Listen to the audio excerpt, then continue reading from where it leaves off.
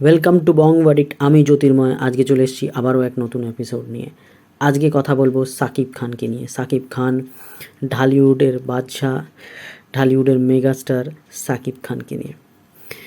সাকিব খান সম্বন্ধে এফআই মানিক কী বললেন? তোমরা সকলেই জানো এফআই মানিক একজন খুব বড় ডিরেক্টর এবং সাকিব খানকে নিয়ে আগে অনেক কাজ করেছেন।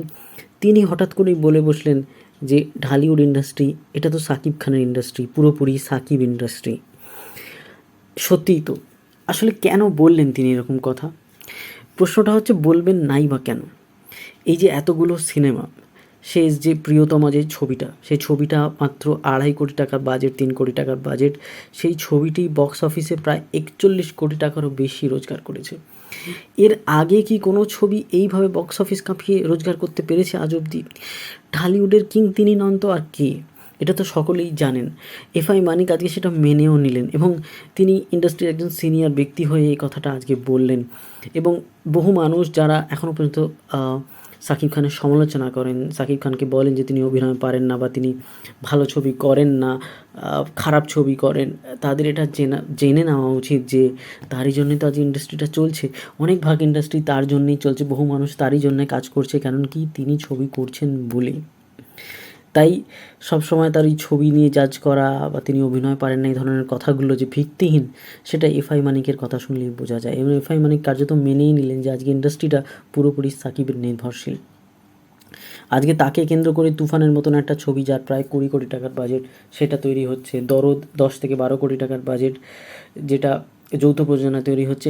আরও অনেক সিনেমা, যেটা রাজকুমার আসছে সেটাও 10 কোটির ওপর বাজেট। কেন? তাকে, তার পূর্ব সাফল্যকে ঘিরে ধরেই কিন্তু আজকে এগুলো তৈরি হচ্ছে, কারণ কি তিনি ঢালিউডের বাদশাহ এবং তার জন্যেই প্রায় আজকে বেশিরভাগ ইন্ডাস্ট্রিটা চলছে, বহু মানুষ আজকে কাজ পাচ্ছে এবং এতটা সেফটি ফিল করছে প্রডিউসাররা তার তার টাকা, তার উপরে টাকার লগ্নি করতে, কেন তারা জানেন যে এই টাকার রিটার্ন কিন্তু আসবেই, যেটা প্রিয়তমার ক্ষেত্রেও দেখানো গেছে যে আজকে ঢালিউডে কাজ করেও সারা পৃথিবী কিন্তু তাকে চেনে।